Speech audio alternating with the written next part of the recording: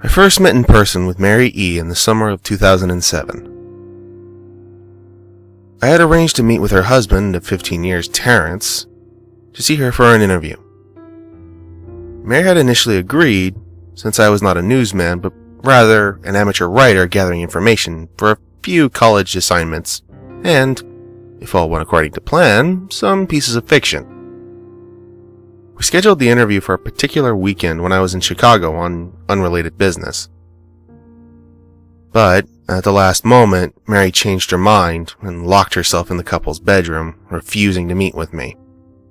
For half an hour, I sat with Terrence as we camped outside the bedroom door, listening, and I'm taking notes while he attempted fruitlessly to calm his wife.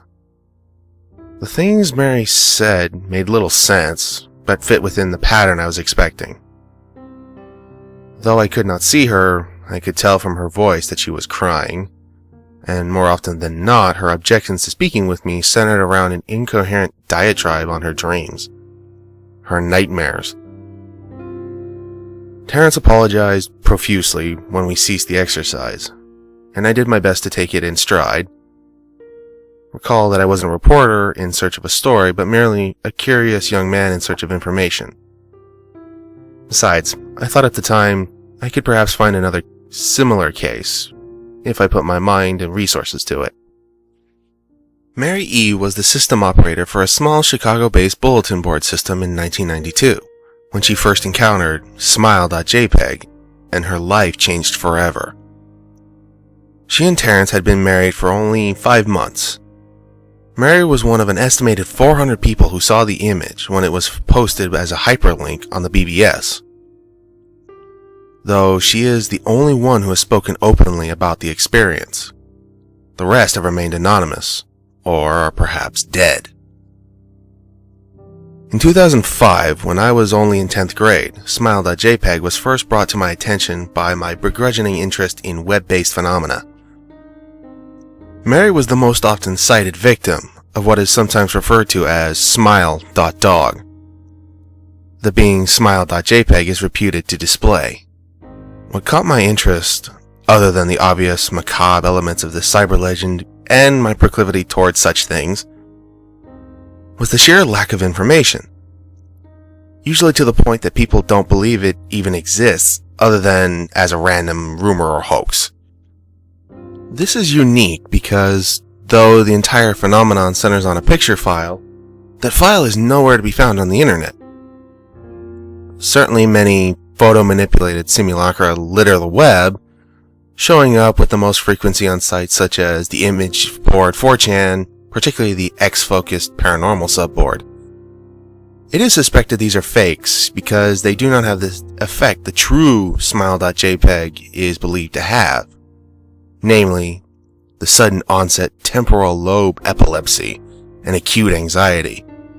This purported reaction in the viewer is one of the reasons the phantom-like Smile.Jpg is regarded with such disdain, since it is partly absurd, though depending on whom you ask, the reluctance to acknowledge Smile.Jpg's existence might be just as much out of fear as it is out of disbelief. Neither Smile.Jpg nor Smile.Dog is mentioned anywhere on Wikipedia, though the website features articles on such other, perhaps more scandalous shock sites. Any attempt to create a page pertaining to Smile.Jpg is similarly deleted by any of the encyclopedia's many admins. Encounters with Smile.Jpg are the stuff of internet legend. Mary E.'s story is not unique. There are unverified rumors of Smile.Jpg showing up in the early days of Usenet, and even one persistent tale that in 2002, a hacker flooded the forums of the humor and satire website Something Awful with a deluge of Smile.Dog pictures, rendering almost half the forum's users at the time epileptic. It is also said that in the mid to late 90s, that Smile.Jpg circulated on Usenet and as an attachment of a chain email, with the subject line, "Smile! God loves you!" Yet, despite the huge exposure these events would generate, there are very few people who admit to having experienced any of them, and no trace of the file or any link has ever been discovered. Those who claim to have seen Smile.jpg often weakly joke that they were far too busy to save a copy of the picture to their hard drive. However, all alleged victims offer the same description of the photo. A dog-like creature, usually described as appearing similar to a Siberian husky, illuminated by the flash of the camera, sits in a dim room, the only background detail that is visible being a human hand extending from the darkness near the left side of the frame. The hand is empty, but is usually described as beckoning. Of course, most attention is given to the dog, or dog creature, as some of the victims are more certain than others about what they claim to have seen. The muzzle of the beast is reputedly split in a wide grin, revealing 2 rows of white, very straight, very sharp, very human-looking teeth. This is, of course, not a description given immediately after viewing the picture, but rather a recollection of the victims, who claim to have seen the picture endlessly repeated in their mind's eye during the time that they are, in reality, having epileptic fits. These fits are reported to continue indeterminably, often while the victim sleeps, resulting in very vivid and disturbing nightmares. These may be treated with medication, though in some instances it is more effective than others. Mary E., I assumed, was not on effective medication. That was why, after my visit to her apartment in 2007, I sent out feelers to several folklore and urban legend-oriented newsgroups, websites, and mailing lists, hoping to find the name of a supposed victim of Smile.jpg who felt more interested in talking about their experiences. For a time, nothing happened, and at length I forgot completely about my pursuits, since I had begun my freshman year of college and was quite busy. Mary contacted me via email, however, near the beginning of March of 2008.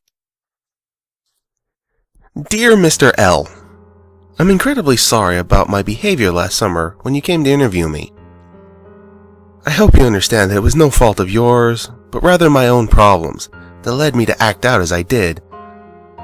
I realized that I could have handled the situation more decorously. However, I hope you will forgive me. At the time, I was afraid. You see, for 15 years, I have been haunted by Smile.jpg. Smile.Dog comes to me in my sleep every night. I know that sounds silly, but it's true. This is an ineffable quality about my dreams, my nightmares, that makes me completely unlike any real dreams I've ever had. I do not move and do not speak. I simply look ahead, and the only thing ahead of me is the scene from that horrible picture. I see the beckoning hand, and I see Smile.Dog. It talks to me. It is not a dog, of course, though I am not quite sure what it really is.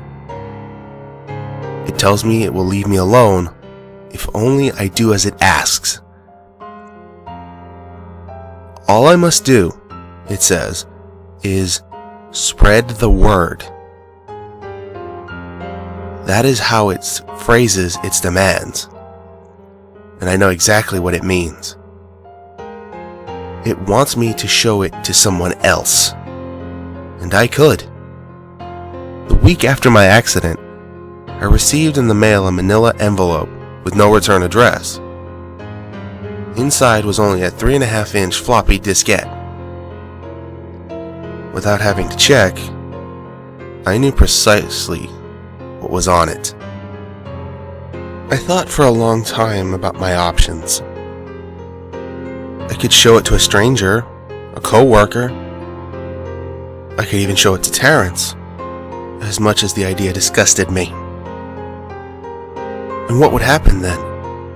Well, if Smile.Dog kept its word, I could sleep. Yet, if it lied, what would I do? And who was to say something worse would not come for me if I did as the creature asked? So, I did nothing for 15 years. Though I kept the diskette hidden amongst my things. Every night for 15 years, Smile.Dog has come to me in my sleep and demanded that I spread the word. For 15 years, I have stood strong, though there have been hard times. Many of my fellow victims on the BBS board, where I first encountered Smile.jpg, stopped posting. I heard some of them committed suicide. Others remained completely silent, simply disappearing off the face of the web. They're the ones I worry about the most. I sincerely hope you forgive me, Mr. L, but last summer when you contacted me and my husband about an interview, I was near the breaking point. I decided I was going to give you the floppy diskette. I did not care if Smile.Dog was lying or not. I wanted it to end. You were a stranger, someone I had no connection with, and I thought I would not feel sorrow when you took the diskette as part of your research and sealed your fate. Before you arrived, I realized what I was doing. I was plotting to ruin your life. I could not stand the thought, and in fact, I still cannot. I am ashamed, Mr. L, and I hope that this warning will dissuade you from further investigation of Smile.jpg. You may, in time, encounter someone who is, if not weaker than I, then wholly more depraved. Someone who will not hesitate to follow Smile.Dog's orders. Stop while you are still whole. Sincerely, Mary E. Terrence contacted me later that month with the news that his wife had killed herself. While cleaning up the various things she left behind, closing email accounts and the like, he happened upon the message. He was a man in shambles. He wept as he told me to listen to his wife's advice. He found the diskette, he revealed, and burned it until it was nothing but a stinking pile of blackened plastic. The part that most disturbed him, however, was how the diskette had hissed as it melted. Like some sort of animal, he said. I will admit that I was a little uncertain about how to respond to this. At first I thought it was perhaps a joke, with the couple belatedly playing with the situation in order to get a rise out of me. A quick check of several Chicago newspaper online obituaries, however, proved that Mary E. was indeed dead. There was, of course, no mention of suicide in the article. I decided that, for a time at least, I would not further pursue the subject of Smile.jpg, especially since I had finals coming up at the end of May. But the world has odd ways of testing us. Almost a full year after I'd returned from my disastrous interview with Mary E., I received another email. Hello. I found your email address through a mailing list. Your profile said you're interested in Smile.Dog. I have saw it. It is not as bad as everyone says. I have sent it to you here. Just spreading the word. The final line chilled me to the bone. According to my email client, there was one file attachment called, naturally, Smile.jpg. I considered downloading it for some time. It was most likely a fake, I imagined.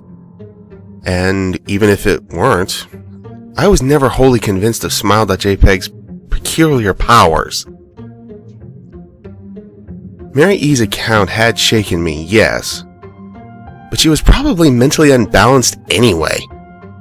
After all, how could a simple image do what Smile.jpg was said to accomplish? What sort of creature was it that could break one's mind with only the power of the eye? And if such things were patently absurd, then why did the legend exist at all? If I downloaded the image, if I looked at it, and if Mary turned out to be correct, if Smile.Dog came to me in my dreams demanding I spread the word, what would I do? Would I live my life as Mary had, fighting against the urge to give in until I died? Or would I simply spread the word, eager to put it to rest? And if I chose the latter route, how could I do it? Whom would I burden in turn? If I went through my earlier intention to write a short article about Smile.jpg, I decided I could attach it as evidence. And anyone who read the article, anyone who took interest, would be affected. And even assuming the Smile.jpg attached to the email was genuine, would I be capricious enough to save myself in that manner? Could I spread the word? Yes. Yes, I could.